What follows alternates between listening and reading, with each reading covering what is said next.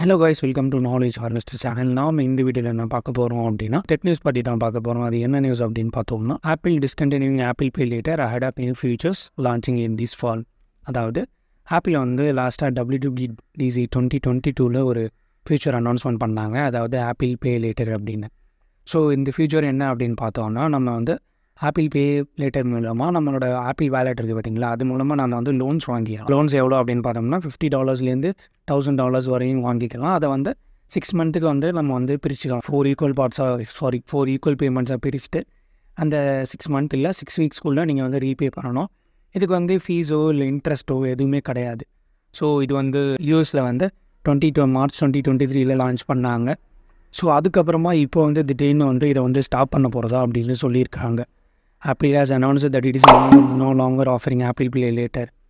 அதாவது இப்போ நீங்கள் வந்து யூஎஸில் மட்டும்தான் இருக்குன்னு நினைக்கிறேன். சப்போஸ் யூஎஸில் இருந்தீங்க அப்படின்னா நீங்கள் இது யூஸ் பண்ணீங்க அப்படின்னா கரண்ட்டாக உங்களுக்கு வந்து இது நீங்கள் லோன் எடுத்துருந்தீங்க அப்படின்னா உங்களுக்கு ஒர்க் ஆகும். மற்ற நியூ யூசர்ஸ்க்கு வந்து இது வந்து ஒர்க் ஆகாது. ஸோ அவங்க இது சொல்கிறது வந்து ஒரு முக்கியமான காரணம் ஸ்டாப் பண்ணுறதுக்கு என்ன அப்படின்னு பார்த்தோம்னா, இதில் இன்னும் இம்ப்ரூவ் பண்ணி நியூ ஃபீச்சர்ஸ் வந்து புதுசாக கொண்டு வர போகிறாங்க அப்படின்னு சொல்லியிருக்காங்க. அதாவது இந்த செப்டம்பரில் கொண்டு வருவாங்க அப்படின்னு நினைக்கிறேன். ஸோ இதுக்கான மெயின் ரீசன் அப்படின்னு இதுதான் அவங்க சொல்கிறாங்க.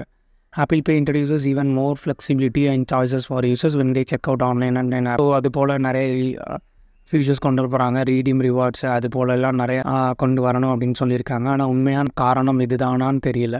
சரி, ஏன்னா மேபி ஒரு சில பிளாக்ல போட்டிருந்தாங்க. அதாவது யூசர்ஸ் வந்துட்டு பை பண்ணிட்டு லோன் வந்து வாங்கிட்டு அதுக்கப்புறமா பே பண்ணலை அப்படின்னு சொல்லியிருந்தாங்க. ஸோ அதுவும் ஒரு காரணமாக இருக்கலாம். ஸோ அதெல்லாம் ஓவர் கம் பண்ணுறதுக்காக இதை வந்து கொண்டு வர போகிறதா சொல்லியிருக்காங்க. அந்த புது யூஸில் கிரெடிட் கார்டு டெபிட் கார்ட்ஸை வச்சோ அவங்களோட எலிஜிபிலிட்டி வச்சோ லோன் கொடுக்கறது போடணும் அது போலவும் சொல்லியிருக்காங்க.